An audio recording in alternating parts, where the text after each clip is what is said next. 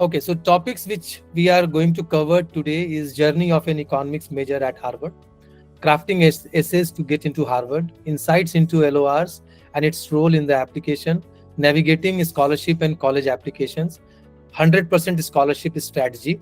So yeah, with this, we would, I would like to ask Seema the very first question is about how did the economics program at Harvard shape your perspective on real world economic issues?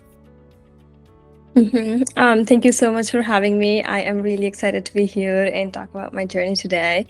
With the economics program, I think one thing that I was really excited about when I came to the university was just trying to understand why poverty exists and how policies um, affect people and how is it targeted to certain groups. And I think along with that, it's institutions that has been in my perspective or something that I know impacts a lot in people's lives and how that contributes to a country's economy. And I think I'm just trying to develop a robust understanding of it still now.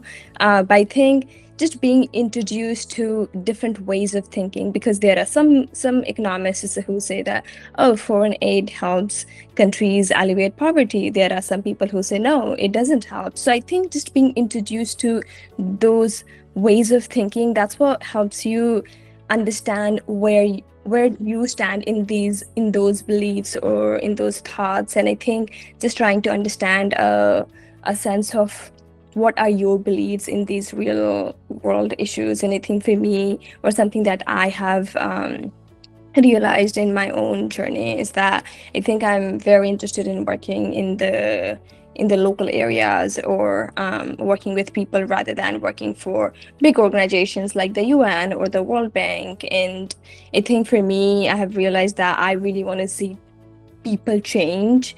And for that, it's the local work that really excites me, or something that I think is a plays a crucial role in bringing real change in society. Great. So, and it is more so because of your background, I believe, that you really want to work with people and for people on the ground. So it's a kind of developmental economics that has inspired you quite a bit. Am I right? Yeah, yeah, for sure. Okay. And how does Harvard take developmental economics? Like, it seems to many people that Harvard would train people or students to go to big organizations or be an economist at some big organizations. But as you said, so, and as I understand that you want to pursue developmental economics in practice. So how does Harvard economics ecosystem help you do that? And I think the way they really try to expose you to all these organizations, or every kind of resource that exists outside of the colleges, of course, through different events or conferences that they have throughout the school year. But along with that, I think they just have a lot of information in their website post graduation. These are the resources that exist, or these are the third party organizations, or through summer internships. And I don't know if it differs a lot from other schools or other Ivy League schools, but I do think the school has people who are expertise in their areas. And I mean, that can be said about other universities as well, not just this university. But I think the way they really try to expose you to all different fields of economics, and not necessarily the fields that you study, but also um, what you can do post graduation. A lot of students do end up working for consulting firms or finance, and of course that is their choice. But there's also a percentage of students who are not interested in those kind of jobs. They study economics not necessarily to work for a big bank, but they study because they want to bring real change. And economics is one of those fields that does teach you that, these are certain economic or very severe issues that we need to be tackling in today's world. Um, and I guess about post graduation, or the kind of work that exists, it I have been introduced to those through the internship links that they have provided, or the resources, and the conferences and the talks that I have attended. I'm not sure if I completely answered, but feel free to ask me if No, I no, missed that's it. that's perfectly fine. I just wanted to add and ask, can you recommend other Mhm. colleges with strong economics programs? Because, not all students should qualify, or, they need to try in various colleges while they are aiming for economics, or at least for economics as we are talking to you. So can you suggest Mhm. other colleges also with a strong economics program? Yes, and I guess from my understanding, I definitely know that the other Ivy League colleges, whether it be that University of Pennsylvania or Columbia or Cornell or Yale, Princeton, are definitely some of the colleges with the best economics programs. Along with that, I think MIT is, of course, there as well. But I think MIT is a very STEM heavy school, and people who are not really into STEM can may not necessarily be the best fit for them. But of course, this is an opinion and not a fact. So, just taking it as a grain of salt. Along with that, I think there are, of course, some in the UK as well, whether it be that Oxford or Cambridge or London Economics, I think is the Okay. name. And then in India, there's Delhi University. I have friends at Ashoka University, and I think their program is really good as well. There's Jawaharlal Nehru University as well. Um, yeah, I haven't done a lot of Okay. research. No, no, great. I think Those are- that's enough number of suggestions. So moving on to next question, how is your ongoing experience at Harvard shaping your career goals and contributing to your personal growth? And how do you Mhm. envision it influencing your future path? I think you Mhm. covered a bit, but if you want to elaborate further, that would be nice. Yeah, and along with international development, I think I'm really interested in creative writing along, which I guess covers nonfiction and fiction, as the common fields. But I think along with that, it's screenwriting that really interests me, and I think it's a platform that I'm very intrigued by, because the way you are able to reach out to millions of people through a message, and I think that's the platform I definitely want to be a part of in the future.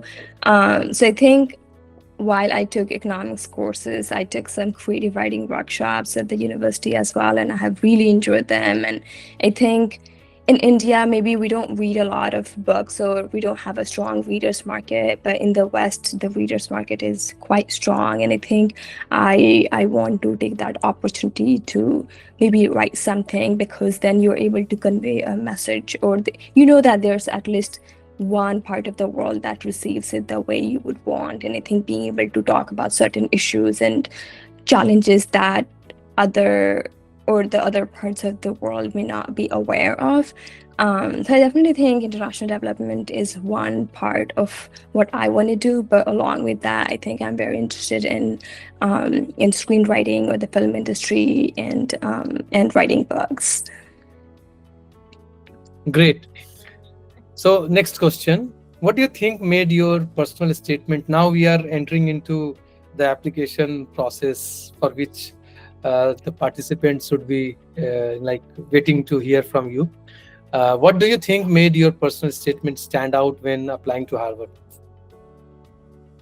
And again, this is an opinion, more than a fact. And I think it's what you portray about yourself. Of course, it's a 650 word essay, right? You don't have a lot of space to write about your whole story. And I think the way I was able to talk about how it's like to be living in a village in India, and not necessarily just living in a village, but what are the basic necessities that are not met every single day, and how girls have to go through certain uncomfortable situations. And I think something that I mentioned about in my application or in my personal statement was the role of rice beer, which is called harya, because I think that was something that disturbed me a lot, because it's very common in the village culture, and seeing that every single day, and not just seeing that, but the way it brought so many men to the house, and how uncomfortable you would feel walking past them, or just not having the right space to study. And I think it was something that was really ingrained in my brain and frustrated me. And I was like, oh, maybe I want to write about it because I'm really angry about it. And along with that, I think the way I thought about it was, how do I talk about an event? Because a personal statement isn't your full story. They only want to hear about one specific event or a part of your life. And I were about so I was in the US for my 11th grade for the 2019-2020 school year. And I started it with being in the US, the pandemic hit. We couldn't go back home. But then when we did find a flight, or when the organization found a flight, we went back home. And being able to compare the two lives that I lived, one in the US, one in the village, and how they are significantly different, and talking about girls' education and women's rights, and the way education is completely different in the US, where it's a lot about personal growth, but more so it's about developing skills and learning about yourself that's going to be useful for you, compared to back home, where you just have to stick to the book that you have been given. There's nothing else afterwards. And along with that, I was able to put down words on my vision for education in the future for girls in the villages.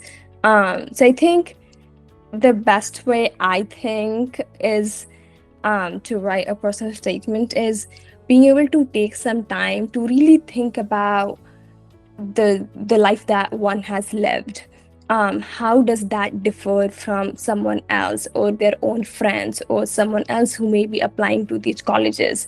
Because something that these admissions officers look for is that, yes, there may be hundreds of applicants or thousands of applicants who may have a 4.0 GPA, or who have perfect scores in their SAT or SAT scores, or in their language proficiency scores as well. I think something that differs applicants at the end of the day is the story that they present to the admissions officers, because the US colleges, they look for character, they look for your personality, what is your vision, and they really care about the change that you at least have in your mind that you are trying to work towards. So I think for me it was education, and connecting back to how education changed my journey as well. Mhm. Very interesting and very powerful, I must say. So, okay, moving on to next question. So, how did you approach writing your Harvard essays, and did you follow any specific structure or themes? I wouldn't say I wrote any specific Harvard essays, because I applied to Harvard through the Common App, and you apply to most of the universities in the US through the Common App. So the main essay is the 650 word essay, the Common App essay that's sent to all the colleges. And sometimes colleges have their supplemental essays. I think Right. Harvard two, where one was about a meaningful activity, and another one, I can't remember the name, but a lot of these colleges ask you to write short responses. I remember, I think Stanford asked one about writing a letter to your future roommate. What would you talk about? What would you share? And I think I were about sharing my life in the village. And I think like those are additional questions for them to understand the applicant better. When I wrote about the meaningful activity, I wrote about coaching football to the young girls, which I had been doing since seventh grade. It was an activity or an extracurricular that completely um, shaped my perspective on bringing change, because the way I was learning from my coaches and being able to transfer that knowledge or that kind of support to the younger world, to the younger girls, meant a lot to me. And I think that was something that I really looked forward to pretty much every week. And I was able to learn so much from the young girls, and being able to see how their life is completely different, even though they just live a few villages away. And I think it was that kind of growth that I was able to reflect in that part of the application. But I would say that when one is applying to these colleges, definitely taking the time to think about the best possible essay for those questions, because they may be short, but they definitely play a big role in the applications process. Great, thank you. So, next question is, how important is to reflect your personal values versus professional goals in an essay for Harvard or Common App applications? And again, I would say that that depends on the person, because it's a short essay, it's 650 words. You may not have the space to talk about every single thing that you may want to talk about. I remember when I started writing my personal essay, and my teacher or the college counselor I was working with, she told me that your resume is going to be sent to them. So you don't need to talk about every single activity that you have done. Because if that was the case, then why do we have resumes, right? And that's when I understood that it's about what matters to the person. If it's the personal values, then of course talk about the personal values. It's about the professional goals, talk about the professional goals. But I think for me, it was more about education, the education that girls do not receive in the villages. And not necessarily girls, also boys as well. But because being a girl, and I think gender discrimination is such a crucial, or it's such a big part of our society, or something that needs to be tackled. And I wanted to portray it in a way that it doesn't necessarily talk a lot about gender discrimination, but it is able to show that it does affect the lives of girls in this part of the society. And I think professional goals are definitely, important, but I think they also know that professional goals change over time.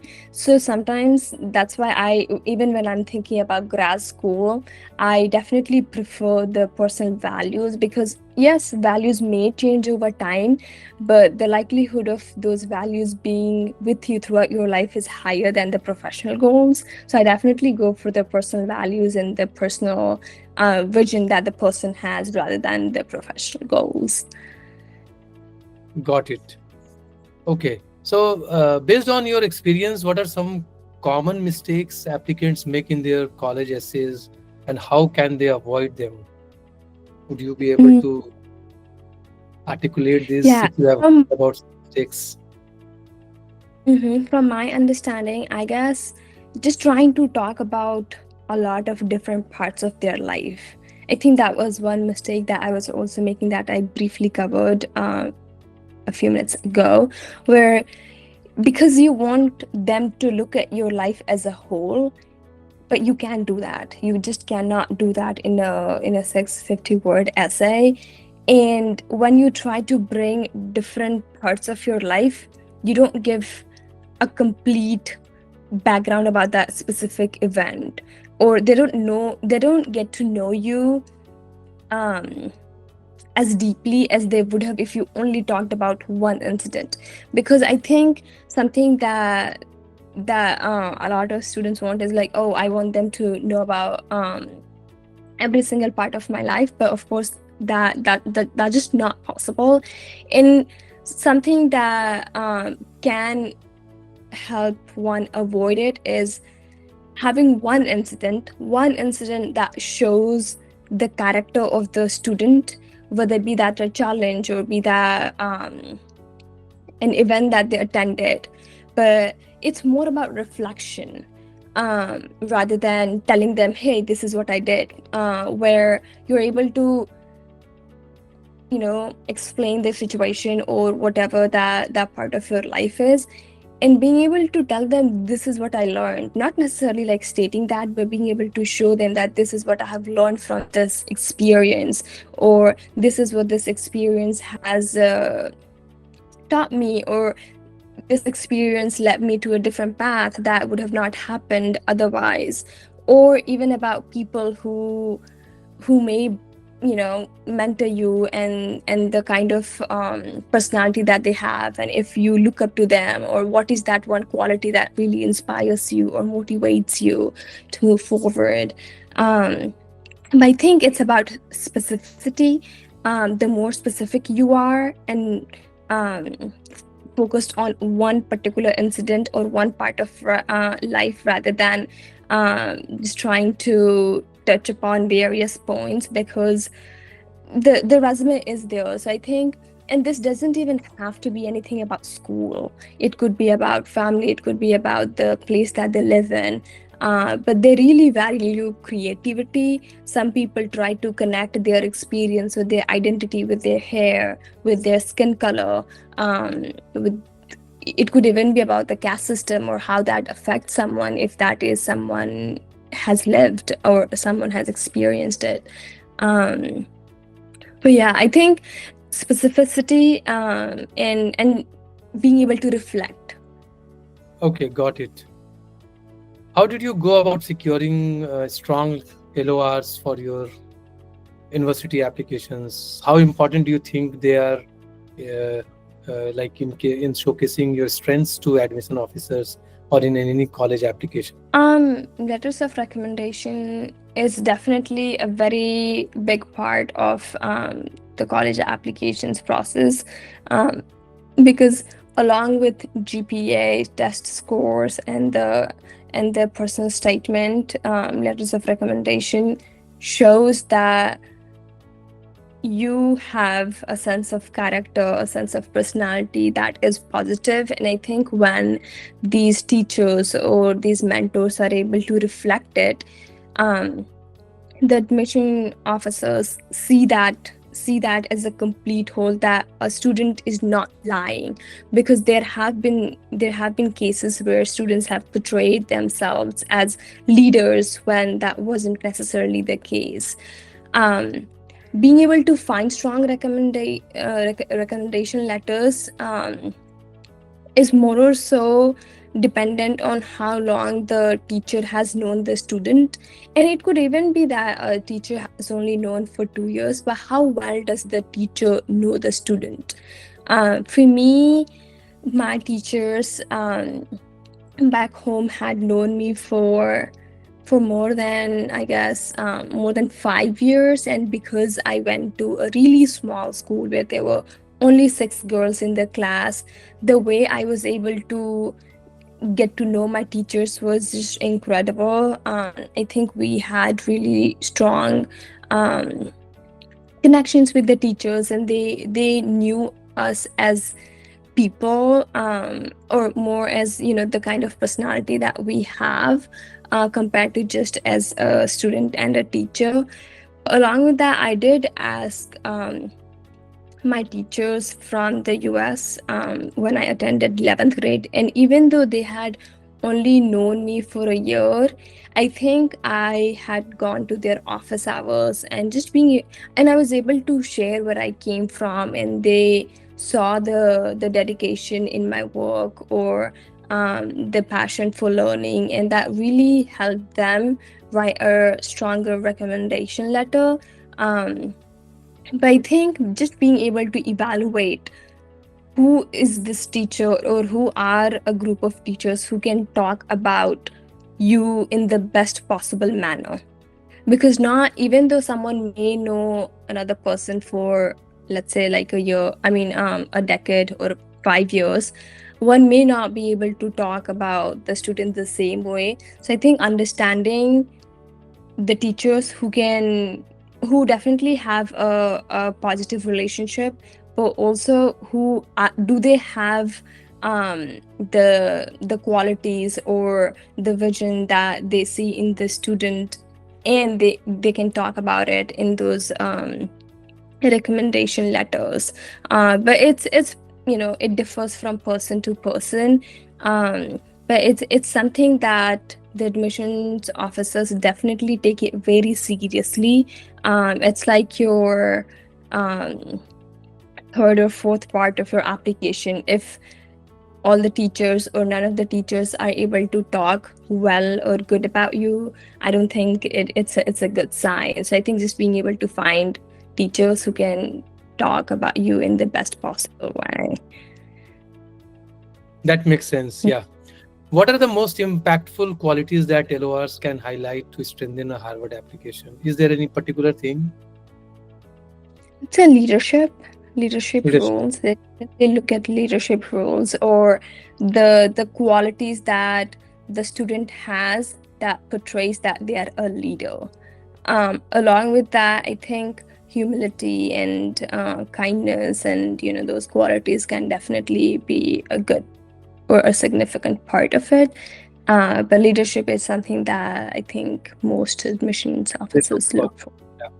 Sure. Makes sense. Uh, have you seen any examples of letter of recommendation that worked exceptionally well? What made them stand out? I think you have covered most of it, so we will not, if you, unless you have any suggestion or anything. I don't think so Huh? because I mean I don't have access to any of the Yeah, yeah, recommend. yeah, of course. I mean, if one wants to look at them, I think you can definitely find a few online. Yeah, yeah, yeah, yeah. What key factors helped you secure a full scholarship? And what advice would you offer to students aspiring to obtain scholarships at Harvard or at any other universities? I think from India, a lot of students look for scholarships. So, what are your suggestions? hmm And I think one thing to understand is that most of the US colleges are need blind, or they guarantee to meet the demonstrated need of the student. So for an example, it doesn't matter what university you apply to. I mean, you definitely have to research what those universities are, or if those universities fall in the category that say that, oh, I am going to meet 100% need of the student. But majority of the colleges in the US meet the demonstrated need of the student.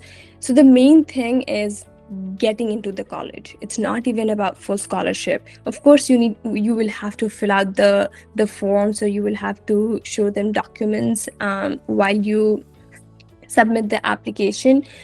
But it's more about getting into the university. If you get into the university, they will cover 100% need of the student, because that is how it is with most of the colleges, where they will take you only if they can cover your expenses. If they can't cover your expenses, then they won't take you to their college.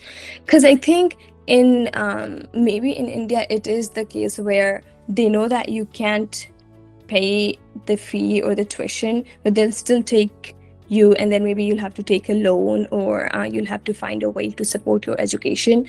But here they will only take you if they can pay based on what you have submitted. So for me, I knew I would not be able to pay the tuition or any other costs associated with my education. But one thing that I had understood was the worry isn't about the scholarship, because they would cover it if I get into it. So the main goal for me was to get into the university, and then I won't have to worry about financial aid because I know that these colleges would cover it.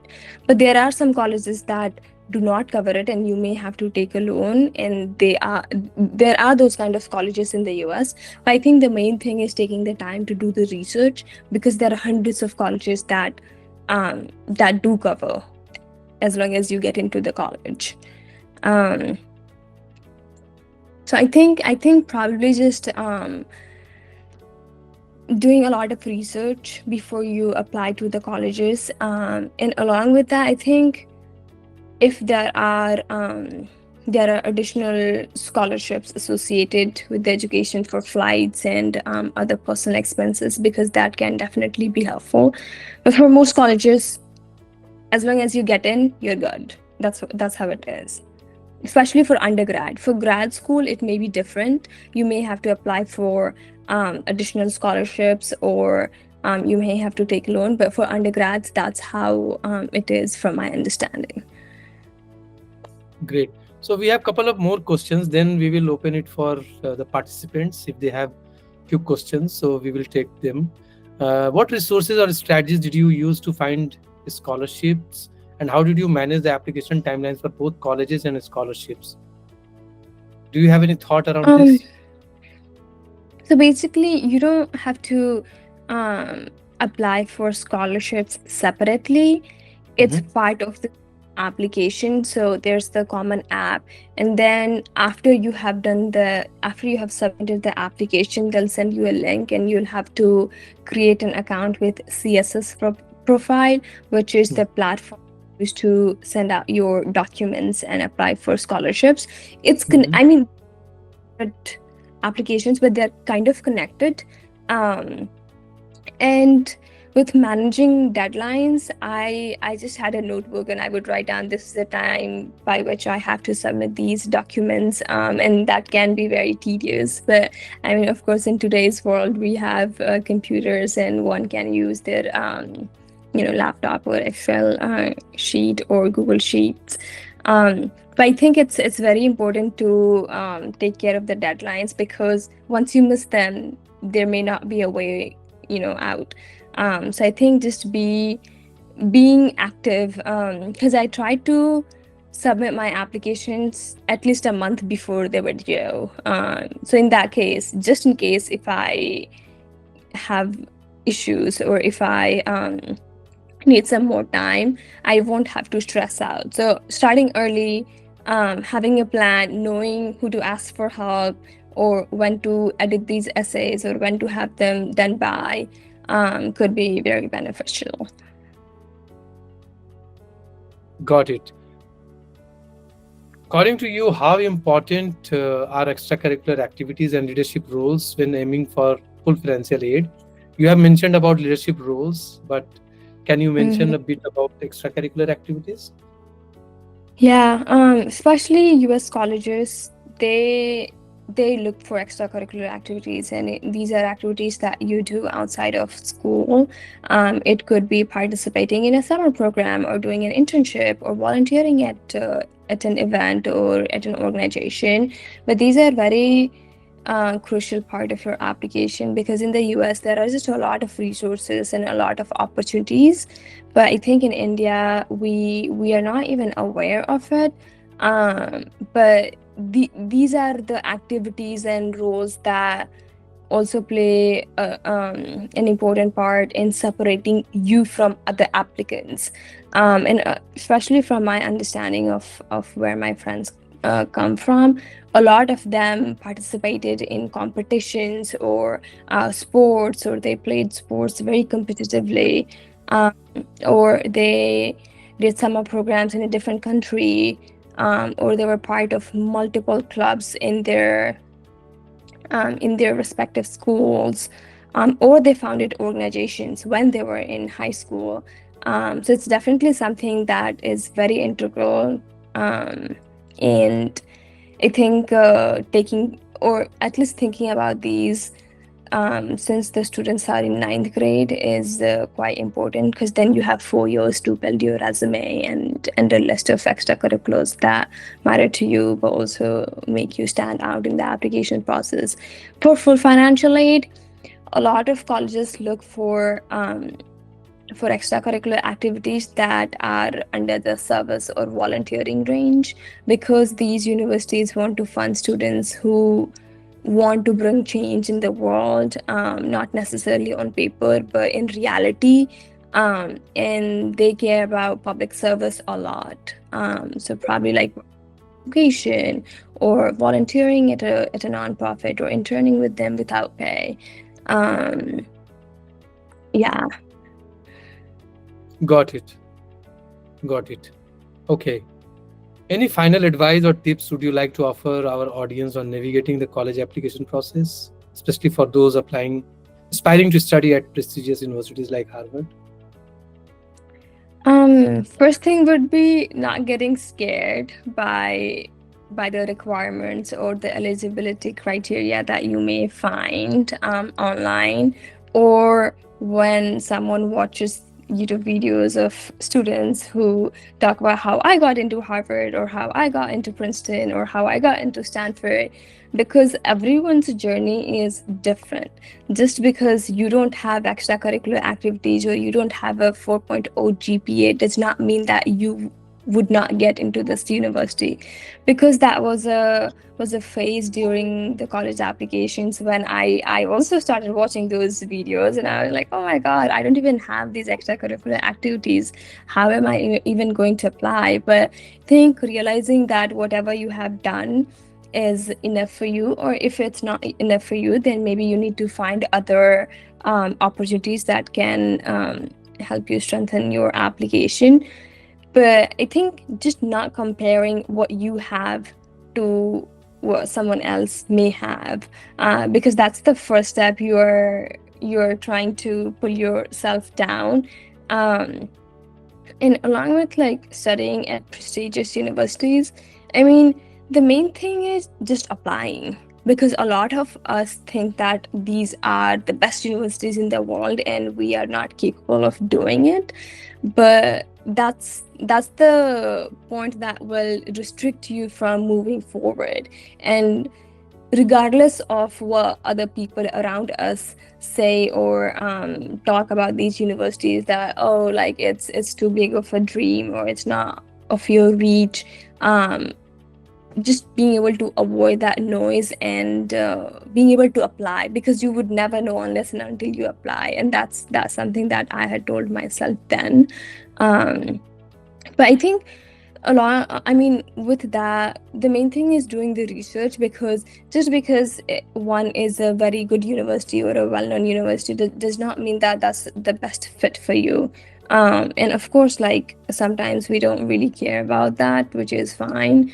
But at the same time, learning that, am I like, is that the university that's going to help me move forward in my career? And it may not be Harvard. It can be Yeah, a different, I completely agree. Yeah. go to Harvard to achieve certain things.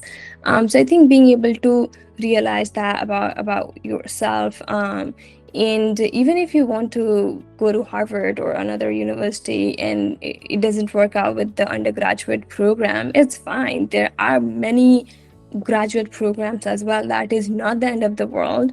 And still having that hope, because a lot of the times we tend to lose hope when we are rejected once or twice or multiple times, and we think like, oh, it's just never going to work out. Because one of my friends from Cameroon, he applied to about 70 colleges. He did 2 rounds, did not get into any colleges during the first round, and then he applied the next year to another 30 to 40 colleges. He did not get into most of them, but he just happened to get into Harvard. That was the one college he got into out of 70 to 80 colleges he applied to. But Wow. he known if he didn't apply again, right? So I think it's a lot about hope and faith that something will work out if you keep trying. Um, yeah. Wonderful. So, it's a question and answer time. I open this for our audience, and they can just text a message, and I'll read out the question with their name, question, and with their name if they have any question.